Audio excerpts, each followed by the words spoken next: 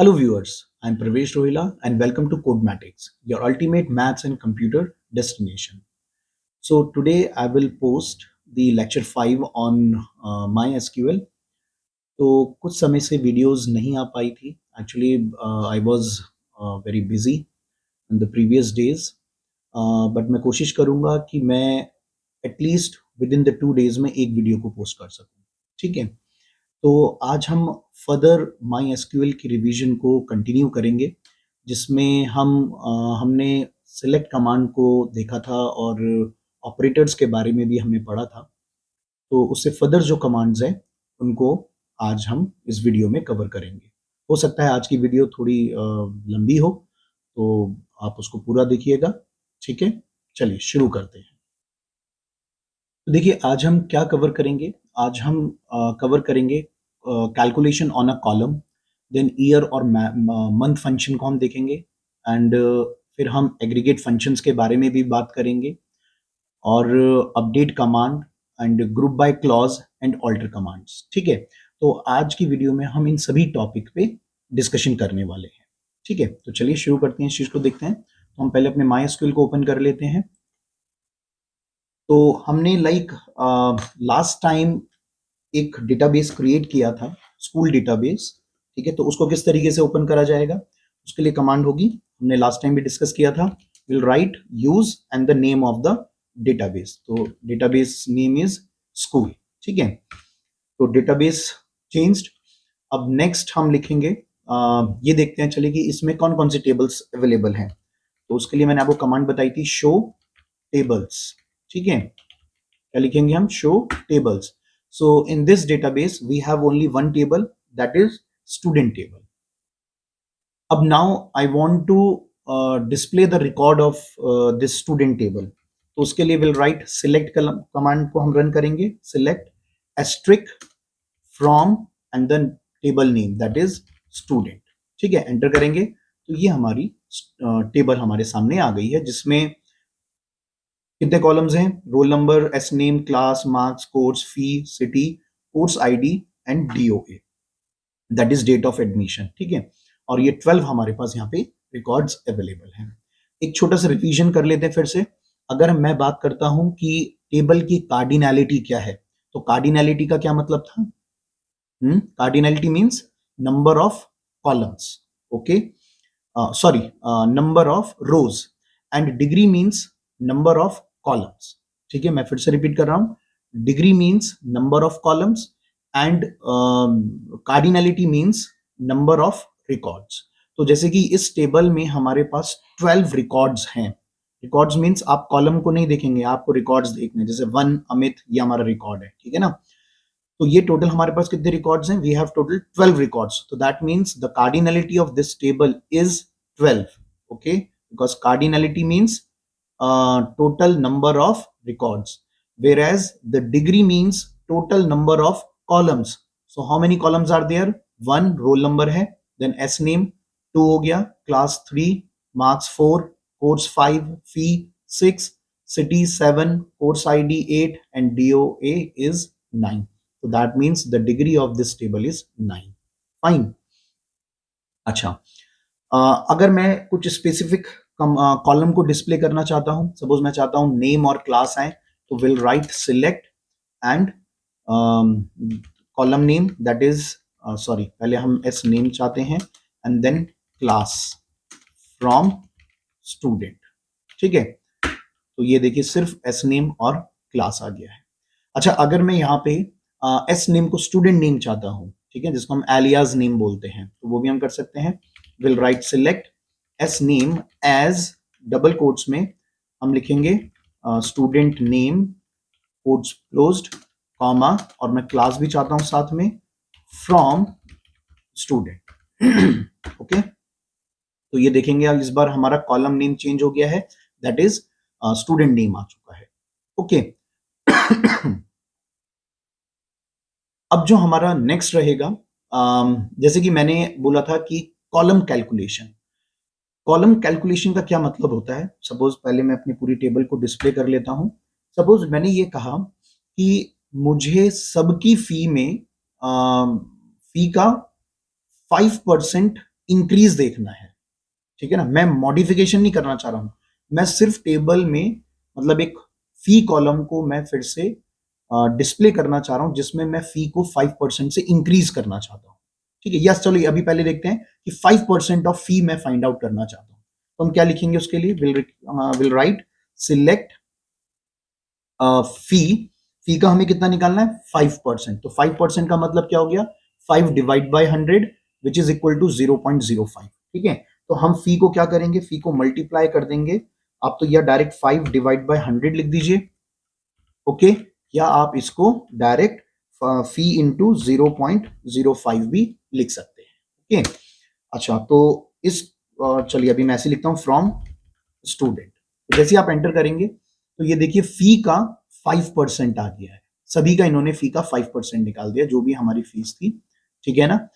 अच्छा, अगर column name change करना चाहते तो वो हम एज करके कर सकते हैं, है ना, तो हम लिखेंगे सिलेक्ट, जैसे आपने लिखा फी इनटू, सपोज मैं 10% निकालता हूं इस बार तो ये 0.1 आ जाएगा, ओके, एज सपोज मैंने लिखा 10% of fee, 10% of fee from student, तो इस बार कॉलम नेम हमारा इस तरीके से आ गया है, ओके। अच्छा, अगर मैं चाहता हूं कि 5% का इंक्रीज होना चाहिए फी में, है ना, तो अब उस चीज को कैसे लिखेंगे, उस चीज को अब हम कुछ इस तरीके से लिखेंगे, तो जैसे ये हमारी फी थी ना, तो मैं लिखूंगा इसमें मैं अभी पहले कॉलम नेम ये एज हटा देता हूं, बहुत सारी चीजें हो जाएंगी तो कंफ्यूजन हो जाता है, बस इस वैल्यू में क्या करना है मुझे, फी को ऐड कर देना है, ओके। तो ये क्या करेगा, जो भी स्टूडेंट की फी है उस फी को लेगा, फिर उस फी का 10% निकालेगा और उसको वापस ओरिजिनल फी में ऐड कर देगा, ओके। तो ये देखिए 2750 फर्स्ट, कौन था हमारा फर्स्ट रिकॉर्ड था, अमित, अमित की 2500 है, तो 2500 का जो 10% आया था वो 250 आया था, और 250 आप ऐड करेंगे तो 2750 आ जाएगा, ओके। तो ये चीज बहुत इंपॉर्टेंट है, ये भी पूछी जा चुकी है बोर्ड एग्जाम में, ठीक है, कि अगर आपको जैसे बोनस दिया है, सपोज हमारे पास एक एम्प्लॉय टेबल है, एम्प्लॉय की सैलरी हमें गिवन है और मुझे सपोज बोनस देना है एम्प्लॉय को, ठीक है ना, तो जब अगर बोनस देने की बात आती है, जैसे बोलेंगे कि 20% हम बोनस दे रहे हैं सैलरी का, तो सैलरी में ऐड नहीं करना है, हमें सिर्फ बोनस दिखाना है, तो उस केस में हम ये वाली बात लिखेंगे जो ये मैंने शुरुआत में लिखी थी, तो आप कैसे करके लिखेंगे, आप लिखेंगे सिलेक्ट बोनस जो भी होगा इनटू 10, अगर जैसे 20% बोला है तो 0.2 आ जाएगा, ठीक है, एज करके हम यहाँ पे कॉलम नेम बोनस दिखा देंगे, ठीक है, और फ्रॉम एम्प्लॉय टेबल आ जाएगा, ओके, ठीक है ना। और अगर वो कहता है कि टोटल सैलरी बताइए बोनस के साथ, तो फिर वो एडिशन करेंगे, जैसे मैंने यहाँ पे फी में एडिशन किया है, तो फिर सैलरी प्लस सैलरी ऑफ 20% करके आ जाएगा, ओके, ठीक है। नेक्स्ट देखते हैं, तो ये हमारी कॉलम कैलकुलेशन हो गई है ना। अच्छा, नेक्स्ट हमने क्या कहा था, तो नेक्स्ट हमारे ईयर एंड मंथ कॉलम को देखते हैं, वो फंक्शंस को देखते हैं अब हम, तो लाइक फिर से मैं अपनी टेबल को डिस्प्ले करता हूं पहले, ये हमारी टेबल थी, तो लेट से मैं ये देखना चाहता हूं कि अभी कौन कौन से ईयर्स हैं हमारे पास, ठीक है, टेबल में, तो हम लिखेंगे सिलेक्ट ईयर, फंक्शन लगाएंगे year, bracket DOA, date of admission from student, okay. तो अब ये क्या करेगा, ये हमें ये हमें जो भी डेट ऑफ एडमिशंस हैं हमारी उनके सारे ईयर्स को डिस्प्ले कर देगा, तो ये देखिए सारे ईयर्स आ गए हैं, ठीक है। अब जैसे कि इसको हम और कैसे यूज कर सकते हैं ईयर फंक्शन को, सपोज जैसे मैंने ये कहा कि मुझे जो भी 2020 के स्टूडेंट्स हैं जिन्होंने एडमिशन लिया था उनको डिस्प्ले करो, उनके रिकॉर्ड्स को डिस्प्ले करो, तो हम उस चीज को कैसे दिखाएंगे, विल राइट सिलेक्ट, ठीक है, select asterisk from student where where year of DOA, date of admission क्या होनी चाहिए, इक्वल टू क्या होनी चाहिए हमारी 2020 होना चाहिए, ठीक है। तो ये देखिए सिर्फ 2020 के हमारे रिकॉर्ड्स आ गए हैं, तो इस फंक्शन के थ्रू ये बहुत इजी हो जाता है ईयर फंक्शन के थ्रू, ठीक है ना। अगर सपोज हमारे पास ईयर फंक्शन नहीं होता तो आप कैसे लिखते? सपोज अगर ईयर फंक्शन आपको नहीं पता है तो हम कैसे लिखेंगे? फिर हम कुछ इसको इस तरीके से लिख सकते हैं, वेयर करके हम लिखेंगे DOA should be greater than, और you can use the between command, है ना, आप वो सॉरी बिटवीन ऑपरेटर को भी यूज कर सकते हैं। हम लिखेंगे वेयर DOA बिटवीन 2020 01 01 एंड 2020 12 31। ठीक है, इसको एक डेट को हम कोट्स में कर देंगे। ओके, ये हमारी डेट कोट्स में आ जाएगी। ठीक है, तो आपको इस तरीके से लिखना पड़ेगा। तो अब आप देख ही रहे हैं कि ईयर फंक्शन के थ्रू कितना इजी हो गई है ये चीज। ओके, अच्छा, अगर मुझे मंथ निकालना है तो इस तरह से हम मंथ को भी फाइंड आउट कर सकते हैं, है ना। अगर मुझे सपोज ये देखना है कि लेट्स से सपोज मैंने कहा 2022 के फोर्थ मतलब अप्रैल मंथ के रिकॉर्ड्स दिखाओ, तो हम कैसे लिखेंगे अब इस चीज को? Will write select asterisk from student, okay, student where year क्या होना चाहिए हमारा? हमारा ईयर होना चाहिए DOA, year of DOA is equals to 20, क्या कहा था मैंने, 2022। ठीक है, 2022, okay, and month, month of DOA क्या होना चाहिए? 4 होना चाहिए। ठीक है, तो समझ गए ना एंड क्यों आया है? क्योंकि हम दोनों कंडीशंस को साइमल्टेनियसली फुलफिल करना चाहते हैं। हम ये चाहते हैं कि ईयर 2022 होना चाहिए and the month will be April. Okay, enter करिए, तो ये देखिए हमारी जो रिकॉर्ड मिला है 2022 का अप्रैल का रिकॉर्ड आया है। फाइन, अच्छा, तो ये हमारे फंक्शंस हो गए ईयर एंड मंथ फंक्शन। वैसे और भी काफी सारे फंक्शंस होते हैं। ठीक है, जैसे अगर मुझे अभी करंट डेट एंड टाइम देखनी है तो मैं लिखूंगा सिलेक्ट नाउ, तो ये देखिए अभी का इसने डेट, करंट डेट और करंट टाइमिंग हमें बता दी है। ठीक है ना, हम इस तरीके से भी इसको यूज कर सकते हैं। ओके, अच्छा, नेक्स्ट तो अब हमारे ये वाली चीज हो गई फंक्शन। Now aggregate functions. तो एग्रीगेट फंक्शंस का यूज हमारे पास ये होता है कि हम मल्टीपल रिकॉर्ड्स पे कैलकुलेशंस परफॉर्म कर सकते हैं। सपोज जैसे मुझे ये बात फाइंड आउट करनी है कि जो टोटल मेरे पास फी है स्टूडेंट्स की वो कितनी आ रही है, तो in that case we can use the sum function. मैं अगर ये बात फाइंड आउट करना चाहता हूँ कि कौन सा ऐसा मेरा स्टूडेंट है जो सबसे ज्यादा फी दे रहा है, तो हम उस केस में मैक्स फंक्शन को यूज कर सकते हैं। कौन मिनिमम फीस दे रहा है तो हम वो भी चीज फाइंड आउट कर सकते हैं थ्रू मिन फंक्शन के थ्रू। ओके, और इसी की तरीके से हम काउंट कर सकते हैं, काउंट फंक्शन का बहुत यूज होगा। ठीक है, आपका ग्रुप बाय जब भी हम क्लॉज पढ़ेंगे तो ग्रुप बाय में भी हम काउंट को काफी यूज करते हैं। ठीक है, सभी को यूज करते हैं। बेसिकली जो ग्रुप बाय होता है वो हमारे एग्रीगेट फंक्शंस पे ही काम करता है, उनके थ्रू ही। ठीक है, तो चलिए पहले एग्रीगेट फंक्शंस देखते हैं कि करके। ओके, तो लाइक अब हम फिर से एक बार अपनी टेबल को पहले डिस्प्ले कर लेते हैं। फ्रॉम स्टूडेंट, ये हमारी टेबल आ गई। ठीक है, अब लेट से मैंने कहा कि मुझे सबसे पहले मैक्सिमम फी फाइंड आउट करनी है। ओके, तो हम लिखेंगे select max fee from student. तो ये देखिए मैक्सिमम फी कितनी आ रही है? 3000 आ रही है। अब देखिए ये ना आपको एज एन आउटपुट में भी आती हैं कमांड्स। ये ऐसे कमांड्स आपको लिख के दे देंगे, टेबल आपके पास सामने होगा और आपको बोला जाएगा इसका आउटपुट बताइए। तो ध्यान रखिएगा, ये जो हम एग्रीगेट फंक्शंस लिखते हैं ना, ये हमारे कॉलम नेम बन जाते हैं। तो ये की पॉइंट्स हैं जो आपको याद रखने हैं। ओके, तो यहाँ पे मैक्स फी आ जाएगा और आपकी जो भी उस टेबल में मैक्सिमम वैल्यू होगी वो आपकी आ जाएगी। ओके, अच्छा, इंटीजर में काम करेंगे ये हमारे, है ना। ओके, मिन अगर मैं निकालना चाहता हूं तो मैक्स की जगह हम मिन लिख देते हैं। तो ये देखिए मिनिमम फी आ गई है। अगर मैं दोनों चीजें चाहता हूं साइमल्टेनियसली तो हम वो भी कर सकते हैं।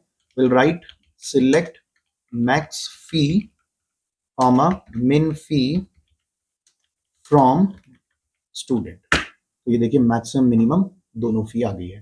अगर आप कॉलम नेम चेंज करना चाहते हैं, आप चाहते हैं कि एग्रीगेट फंक्शन का नाम ना आए, तो वही हमारा एज करके हम एलियास नेम लिख देंगे। सपोज हमने लिख दिया मैक्सिमम फी और यहाँ पे हमने लिख दिया एज मिनिमम मम फी। ओके, और आप इसको एंटर करिए।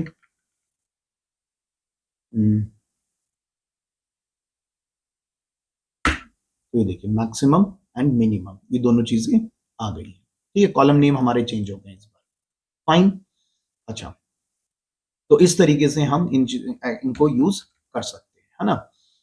अच्छा सपोज ओके, लेट्स से मैंने कहा कि मुझे जिसकी मैक्सिमम फी है उसका मुझे पूरा रिकॉर्ड देखना है, तो वो कैसे देखेंगे? ठीक है ना, तो हम लिखेंगे select asterisk from student where max fee where fee is equals to क्या होनी चाहिए? मैक्स फी होनी चाहिए। अच्छा सॉरी, मैंने टर्मिनेट नहीं किया। अच्छा, invalid use of group function. Okay okay, देखिए अब यहां से क्या बात समझ में आई हमें कि हम इस चीज को मतलब हम ऐसे यूज नहीं कर सकते, इसको हमें ग्रुपिंग में यूज करना पड़ेगा। मतलब जो हमारे एक्चुअली एग्रीगेट फंक्शंस होते हैं ना, अगर आप वेयर के साथ यूज करना चाहते हैं तो वो ग्रुपिंग आती है यहाँ पे। ठीक है, बट रुकिए, इसका कुछ ना कुछ तरीका तो होगा। अगर मैं सपोज इसको ऐसे लिखता हूँ select asterisk from student where fee is equals to select select max fee from student, think अब चल जाना चाहिए। यस, ठीक है, तो इसको हम इस तरीके से यूज करेंगे। ओके, क्या किया है मैंने, देखिए, क्योंकि देखिए जो हमारे मैक्स फंक्शंस, जो एग्रीगेट फंक्शंस है ना, ये वेयर में यूज नहीं होते हैं। इनको हमें ये ग्रुप बाय के साथ यूज होते हैं। या तो आप सिलेक्ट के जस्ट बाद यूज करेंगे या ग्रुपिंग में यूज करेंगे। अगर मैं चाहता हूं इस तरीके से रिकॉर्ड, जो मैंने आपको क्वेश्चन बोला था कि मैं जिस बच्चे की मैक्सिमम फी है मैं उसके पूरे रिकॉर्ड को डिस्प्ले करना चाहता था, तो मैंने क्या लिखा है, फिर हमने लिखा select asterisk from student where fee is equals to, क्या लिखा है हमने, ब्रैकेट में select max of fee from student. मतलब कि देखो ये रिकॉर्ड अभी तक मुझे क्या दे रहा था, मैक्सिमम फी तो दे रहा था, है ना। तो मैंने वही मैक्सिमम फी जो मेरे को मिला 3000, उसको मैंने फी के साथ असाइन कर दिया। तो वेयर में हम फिर से सेलेक्ट कमांड को यूज कर सकते हैं। ओके, ये बात ध्यान रखिएगा। वैसे इतना कॉम्प्लिकेशन बोर्ड में नहीं आएगा, जस्ट एन एक नॉलेज के लिए एक कमांड थी। ठीक है, अच्छा तो ये हमारे मैक्स फंक्शन हो गया। अच्छा, मैं सम निकालना चाहता हूं कि टोटल मेरे को फी कितनी रिसीव हो रही है, तो सिलेक्ट सम ऑफ फी, इसका मैं कॉलम नेम चेंज कर देता हूं एज टोटल फी। ठीक है, फ्रॉम स्टूडेंट, तो ये देखिए टोटल जो फी आ रही है हमारे पास वो आ रही है 23,700। ओके फाइन, ठीक है। ठीक है, तो इस तरीके से हम सम, अगर एवरेज निकालना चाहते हैं तो हम एवरेज भी कैलकुलेट कर सकते हैं। ठीक है, मैं दोनों चीज दिखाना चाहता हूँ, सम भी एवरेज भी। तो यहाँ पे एवीजी करके हम और फी लिख देंगे। ठीक है, और ये एज टोटल फिलहाल में हटा देता हूँ, दोनों में दे सकते हैं एज करके हम। ठीक है, तो ये देखिए ये हमारे सम फी मिल गया और ये हमें एवरेज मिल गया। ओके, अच्छा, अब नेक्स्ट था हमारे पास काउंट। सपोज मुझे ये बात काउंट करनी है कि total how many rows are there in my table, तो बड़ा सिंपल तरीका है, सिलेक्ट काउंट एस्ट्रिक लगाएंगे आप। ठीक है, काउंट फंक्शन में आप क्या पास करेंगे, एस्ट्रिक फ्रॉम स्टूडेंट। तो ये देखिए टोटल मेरे को 12, मतलब कि टोटल रोज को काउंट कर रहा है। फाइन, तो मतलब एक तरीके से उसने मुझे क्या बता दिया, कार्डिनैलिटी बता दी। ठीक है, अच्छा, अब इसी चीज को मैं किसी कॉलम नेम के साथ भी यूज कर सकता हूं। सपोज मैंने यहाँ पे पास किया, लेट्स से मार्क्स मैंने पास किया, तो देखिए मार्क्स कितना बता रहा है मुझे, 12 बता रहा है। ठीक है, अच्छा, अगर मैं सपोज एक मिनट, पहले पूरी टेबल को हम डिस्प्ले कर लेते हैं।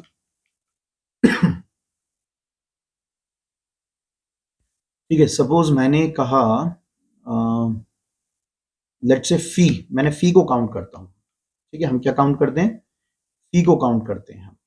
तो जरा एक चीज ध्यान दीजिएगा, यहाँ पे मैंने लिखा count fee from student, enter. देखिए मेरे को 11 बता रहा है, ये रिकॉर्ड तो 12 है। होता ये है कि जब आप कॉलम नेम पास करते हैं तो it will count the non null values, remember this thing, okay. ये क्या काउंट करेगा? ये नॉन नल वैल्यूज को काउंट करेगा, ठीक है। तो जैसे कि आप देख रहे हैं कि फी कॉलम में, फी में एक रिकॉर्ड हमारे पास ऐसा है जिसकी फी नल डिफाइंड है, तो इसलिए उसने नल को काउंट नहीं किया। बट जब आप एस्ट्रिक लिखते हैं तो वो नल वैल्यू और नॉन नल नल वैल्यू सभी को काउंट करता है। क्लियर? तभी एस्ट्रिक में उसने हमें टोटल नंबर ऑफ रोज बताई थी, ठीक है। अच्छा, तो ये हमारा काउंट फंक्शन हो गया, ठीक है, ओके। ठीक है, तो हमारे ये सभी हमने आई थिंक फंक्शन देख लिया। एवरेज हो गया, काउंट, मैक्स, मिन एंड सम, ठीक है। Now next is the update command. तो अब देखिए अपडेट कमांड हमारी क्या होती है। अपडेट का मतलब हो गया कि मेरे को अगर कोई स्पेसिफिक रिकॉर्ड्स को अपडेट करना है ना। तो लेट्स से जैसे कि मुझे ये जो फी नल थी बॉब की, इसकी फी मेरे को डिफाइन करनी है, तो कैसे लिखेंगे? अब उसके लिए हमें अपडेट कमांड चलानी है, तो हम लिखेंगे अपडेट, ठीक है, update student, okay, update student set. किस चीज को सेट करना है? फी को सेट करना है। कितनी फी को सेट करना है? मैंने कहा फी को सेट करना है लेट्स से 1000। कितना सेट करना है? 1000। अगर मैं इसको यहीं पे टर्मिनेट कर दूं कमांड को और एंटर कर दूंगा तो ये क्या करेगा? सारे रिकॉर्ड्स की फी को 1000 बना देगा। बट हम ऐसा तो चाहते नहीं है, मैं तो सिर्फ बॉब फी करना चाहता हूं। तो क्या आ जाएगा? वेयर क्लॉज आ जाएगा, है ना। तो हम लिखेंगे where, you can write S name equals to Bob, क्योंकि वहां पे नेम एक ही बॉब है, या आप रोल नंबर के थ्रू भी कर सकते हैं, where roll number is equals to 5। तो ये रोल नंबर 5 के रिकॉर्ड को देखो उसने मॉडिफाई कर दिया है, तो रो मैच्ड 1, चेंज्ड 1, वार्निंग 0, ठीक है। तो आप देखेंगे अगर टेबल को डिस्प्ले करेंगे तो बॉब की अब फी कितनी हो चुकी है? 1000 हो चुकी है।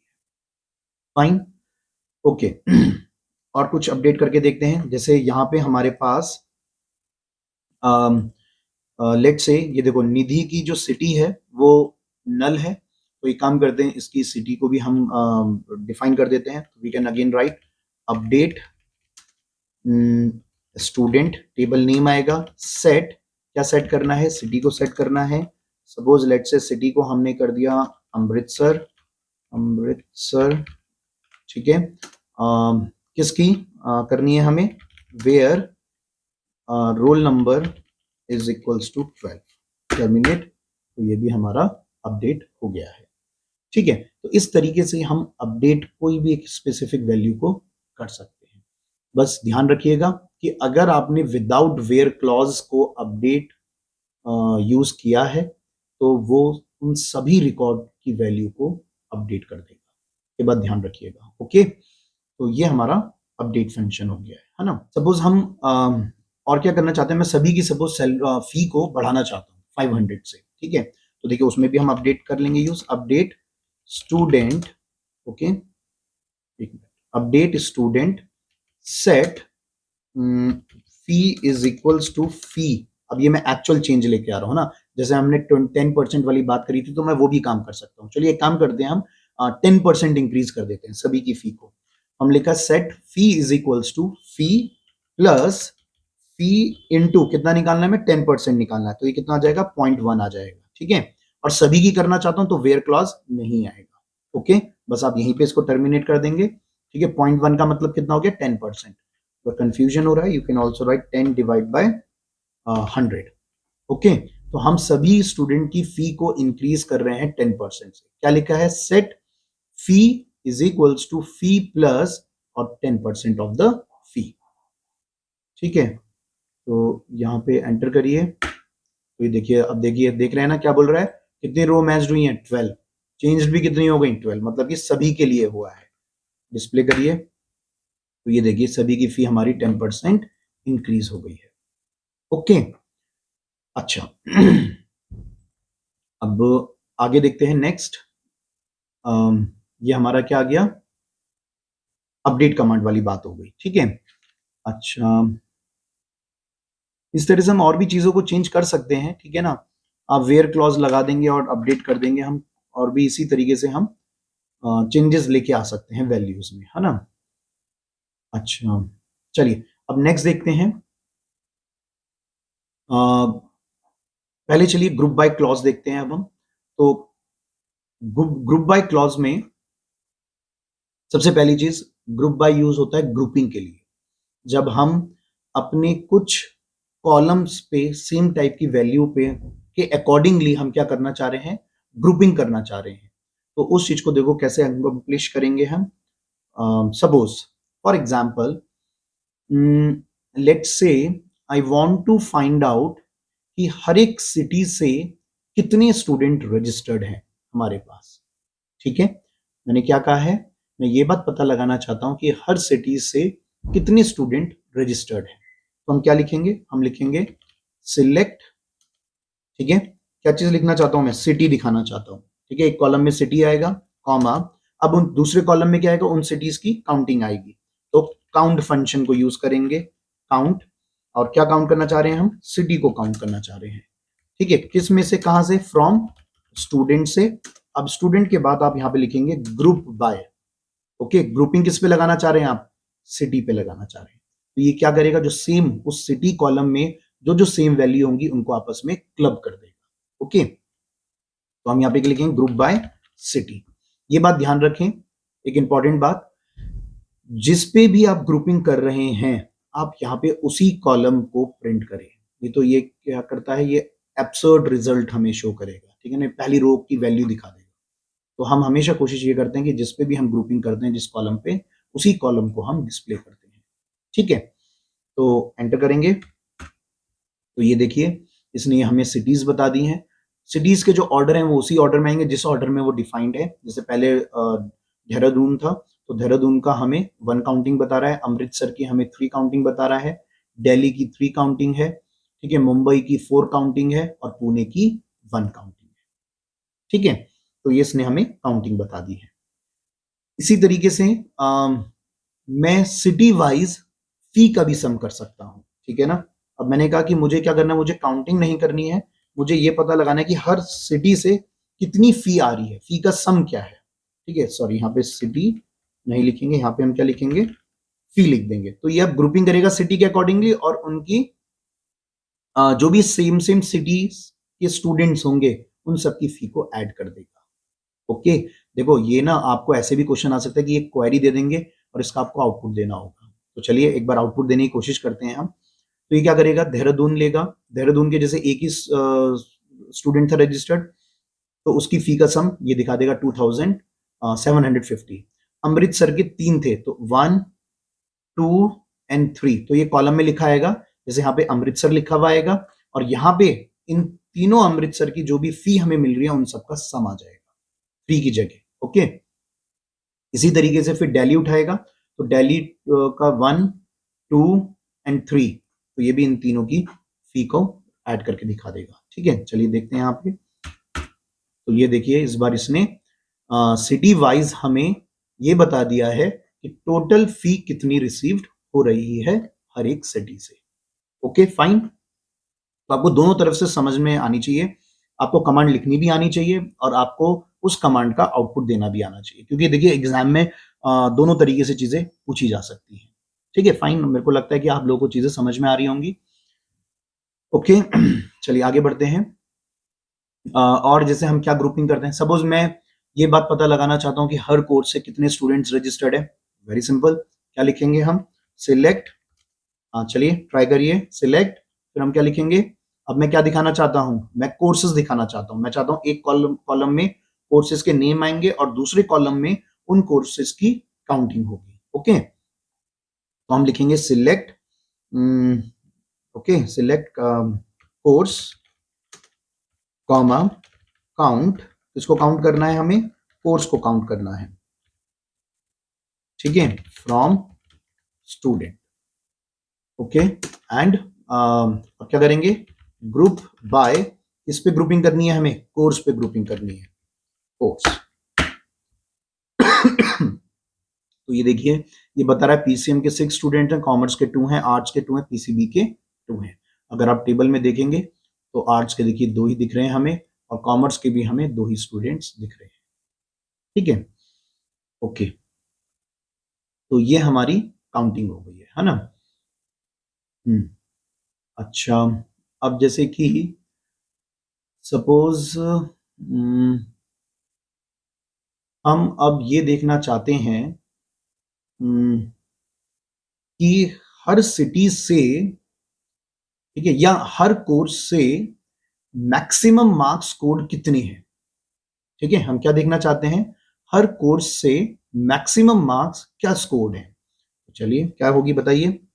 अब हम ग्रुपिंग किस पे करेंगे, ग्रुपिंग हमारी अगेन कोर्स पे होगी, बट एग्रीगेट फंक्शन कौन सा लगेगा हमारा, मैक्स लगेगा फंक्शन, क्योंकि मैं मैक्सिमम मार्क्स जो ऑब्टेन्ड है हर एक कोर्स से वो चीज पता लगाना चाहता हूं। ठीक है, तो हम लिखेंगे select course comma max of marks from student group by क्या लिखेंगे हम, किस पे ग्रुपिंग करनी थी, कोर्स पे ग्रुपिंग करनी है। ठीक है, एंटर करिए, ये देखिए, तो अब हमें ये बात पता लग गई है कि हर एक कोर्स से मैक्सिमम मार्क्स ऑब्टेन्ड हमारे क्या है। ठीक है, आप मिनिमम भी निकाल सकते हैं इसी तरीके से। ठीक है ना, आप मैक्स की जगह मिनिमम कर दीजिए, मिन कर दीजिए, तो ये देखिए मिनिमम मार्क्स कोड आ गया है। ओके, अच्छा, अब सपोज ये तो था कि जब हमने डायरेक्ट ग्रुप बाय को यूज किया है। सपोज अब हम क्या चाहते हैं, मैं ग्रुपिंग के थ्रू कंडीशंस लगाना चाहता हूं। ठीक है, जैसे फॉर एग्जांपल शुरुआत से देखते हैं, जैसे हमने यहां पे ग्रुपिंग लगाई थी। अब मैं ये चाहता हूं कि सपोज सिर्फ वही सिटीज की काउंटिंग डिस्प्ले हो जिनकी सिटीज 3 से ज्यादा है, 3 और 3 से ज्यादा काउंटिंग है।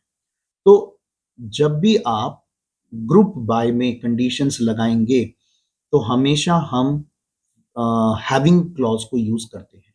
आप वेयर को यूज नहीं करेंगे। अब हम ग्रुप बाय के साथ क्या लगता है, हैविंग लगता है। ठीक है, तो हम लिखेंगे सिलेक्ट, इसको सिलेक्ट करना चाह रहे थे सिटी, और क्या करना चाह रहे थे, सिटी पे हम काउंटिंग करना चाह रहे थे, तो काउंट सिटी फ्रॉम, ठीक है, from student, okay, from student group by, grouping किसके अकॉर्डिंगली, सिटी के अकॉर्डिंगली। ठीक है, तो ग्रुप बाय सिटी हैविंग,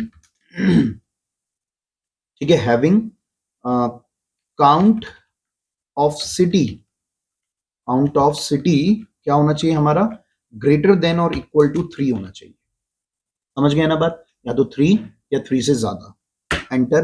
ये देखिए, अब जो 1 वाली काउंटिंग है, जैसे देहरादून नहीं आया है, ठीक है ना, सिर्फ अमृतसर, दिल्ली और मुंबई आए हैं। इसी तरीके से हम और भी चीजों पे कर सकते हैं काम। जैसे मैंने कोर्स काउंट करे थे, तो मैंने कहा जो 2 वाले हैं सिर्फ वही शो करें हमें। तो हम क्या करेंगे, यहाँ पे हम कोर्स लिख देंगे। काउंट किसको कर रहे थे हम, कोर्स को कर रहे हैं। ठीक है, ग्रुप बाय किसके अकॉर्डिंगली ग्रुपिंग होगी, कोर्स के अकॉर्डिंगली, और हम यहाँ पे लिखेंगे काउंट कोर्स। ठीक है, काउंट कोर्स इक्वल टू 2 होना चाहिए। तो ये देखिए, सिर्फ जो 2 वाली काउंटिंग है वही हमारे पास आई है। ठीक है, तो मुझे लगता है आपको ये बातें समझ में आ रही होंगी, है ना। ओके, अच्छा, अगर हम सपोज अगर हम लेट्स से, जैसे हमने सिटीज को प्रिंट किया है ना, ये तो चलो, हाँ, मैं चलो सम, हमने सिटी का सम लिया था। अच्छा, मैं एक मिनट, हम ये देखते हैं कि ऑर्डर बाय क्लॉज काम करेगा इसके साथ। सिटी पी, पी का सम किया था ना हमने। अच्छा, ग्रुप बाय सिटी आ गया, ऑर्डर बाय जो ऑर्डरिंग करनी है हमें, फी, ओके, कह रहा है which is not the functionality dependent on the column in group by clause, this is incompatible, mode is equal to only full group. अच्छा, ऑर्डर बाय, अगर हम, एक minute, order by sum of fee कर दूं। अच्छा, सम of फी पे ordering लगेगी, है ना। तो अब आप देख रहे हैं कि हम ग्रुप बाय के साथ अगर मेरे को ऑर्डरिंग करनी है तो आपको कुछ इस तरीके से लिखना होगा जो मैंने लिखा है। आप डायरेक्ट ऑर्डर बाय फी नहीं लिखेंगे क्योंकि देखिए फी तो पहली बात तो कोई कॉलम आ ही नहीं रहा है ना, इसलिए वो एरर आई। हमारे पास क्या कॉलम आ रहा है, सम ऑफ फी आ रहा है, तो मैंने जो ऑर्डरिंग करी है वो सम ऑफ फी पे करी है, ठीक है। अच्छा, क्या हम सिटी पे कर सकते हैं? चलिए एक चीज और देख लेते हैं, ऑर्डर बाय सिटी। बिल्कुल सिटी पे हम कर सकते हैं क्योंकि देखिए फी वहां पे कॉलम था नहीं, है ना, इसलिए वो एरर उसने शो किया है। तो आपके पास जो कॉलम है आप सिर्फ उन्हीं पे ऑर्डरिंग करेंगे, ठीक है, फाइन। तो या तो आप सम ऑफ फी पे करेंगे या आप ऑर्डरिंग सिटी पे करेंगे।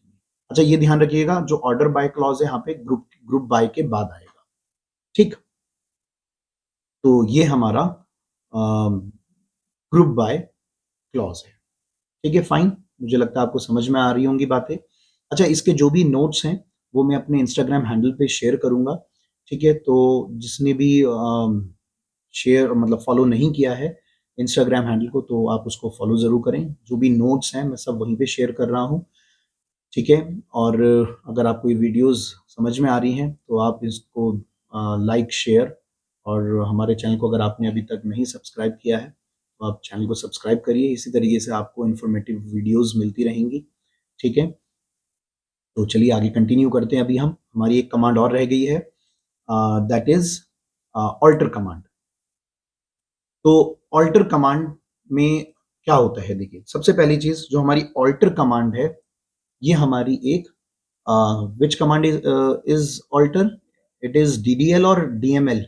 So it is ddl command, ठीक है।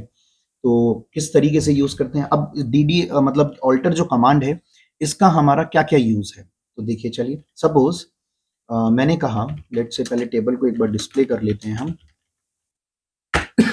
ये हमारी टेबल आ गई है। सपोज मैंने कहा कि मुझे लेट से एक और कॉलम चाहिए, ठीक है। हमें क्या चाहिए, मुझे यहाँ पे एक और कॉलम चाहिए। तो देखिए किस तरीके से हम कॉलम को लेके आएंगे, हम लिखेंगे ऑल्टर टेबल, ठीक है, alter table add. Suppose column का नेम हम ले लेते हैं यहाँ पे एज, एज नहीं है ना, हाँ ठीक है। तो ऑल्टर टेबल ऐड एज, इसको आप चाहे ब्रैकेट में भी लिख सकते हैं, और इसका यहाँ पे डेटा टाइप लिखेंगे आप इंटीजर, ठीक है। डिफॉल्ट वैल्यू देना चाहते हैं तो आप वो भी दे सकते हैं। चलिए मैंने लिख दिया डिफॉल्ट, और डिफॉल्ट वैल्यू लेट से मैंने एक 17 दे दी है, ठीक है। इसको टर्मिनेट करेंगे, एंटर। अच्छा अभी एरर आ गई है, you have an error add alter. अच्छा ओ सॉरी, हमने टेबल का नाम तो बताया नहीं भाई, ठीक है, टेबल का नाम भी तो बताना पड़ेगा। तो ऑल्टर टेबल, विच टेबल, स्टूडेंट टेबल, ओके। तो ऐड एज इंटीजर डिफॉल्ट 70। तो ये देखिए ये हमारी क्वेरी ओके हो चुकी है। अब अगर आप रिकॉर्ड को देखेंगे मतलब टेबल को डिस्प्ले करेंगे तो एक कॉलम आपको वहां पे और नजर आएगा। तो दैट मीन्स अब इस टेबल की डिग्री क्या हो चुकी है, 10 हो चुकी है ना। तो स्टूडेंट, ये देखिए एज कॉलम आ गया, हमें मिल गया है, और जिसमें क्या वैल्यूज हैं, 17 है, सबकी हमने एज को 17 बना दिया। अब वही बात अगर आपको चेंज करना है तो आप इसमें कौन सी कमांड यूज करेंगे, अपडेट के थ्रू आप यहाँ पे वैल्यूज को चेंजेस कर सकते हैं। चलिए एक दो करके देख लेते हैं। मैंने कहा अपडेट लेट्स से स्टूडेंट, ठीक है, update student set age is equals to, let's say मैंने कहा एज को सेट करिए आप 18, ठीक है। अब 18 कर दोगे टर्मिनेट तो सबकी 18 हो जाएगी। अब क्लॉज लगा देते, वो लगा देते हैं वेयर, मैंने कहा where course, where course is equals to जहां पे कॉमर्स है, ठीक है, वहां पे एज 18 कर दो, लेट्स से। तो देखो सिर्फ दो जगह कॉमर्स था तो दो जगह हमारी जो एज होगी वो क्या हो जाएगी, 18 हो जाएगी। अगर मैं यहाँ पे इसको डिस्प्ले करता हूँ तो ये देखिए कुछ रिकॉर्ड्स मेरे 18 हो चुके हैं, ठीक है। तो इस तरीके से हम ऑल्टर को यूज करके एक कॉलम को ऐड कर सकते हैं, ठीक है, फाइन। तो आज हम इतना ही करते हैं। अभी ऑल्टर पे वैसे और भी चीजें हैं वो हम नेक्स्ट वीडियो में कवर करेंगे। अब हमारे पास जो रह गया है वो एक ऑल्टर कमांड रह गई है और जिसके फर्दर और ऑपरेशंस हैं, और साइमल्टेनियसली अब हमारे जॉइंट्स और रह गए हैं, ठीक है, जिसमें हम नेचुरल जॉइन और इक्यू जॉइन पे बात करेंगे। ठीक है, तो वो नेक्स्ट वीडियो में मैं कवर करूंगा। तो ये फिर अब आपका माई एसक्यूएल कंप्लीट हो जाएगा। फिर हम एक दो वीडियोस में और माई एसक्यूएल पे बनाऊंगा, जिसमें हम सिर्फ जो बोर्ड बेस्ड क्वेश्चंस हैं डेटाबेस से रिलेटेड, हम सिर्फ उनकी प्रैक्टिस करेंगे। ठीक है, तो आई होप कि आपको ये बातें समझ में आ रही होंगी। ठीक है, एट लास्ट अगर आपने चैनल पे आप नए हैं तो आप सब्सक्राइब ज़रूर करिए। ठीक है, और समझ में आपको आ रहा है तो आप शेयर एंड लाइक ज़रूर करें वीडियोस को। ठीक है, सो अभी तक के लिए इतना ही। ठीक है, okay, take care, thank you.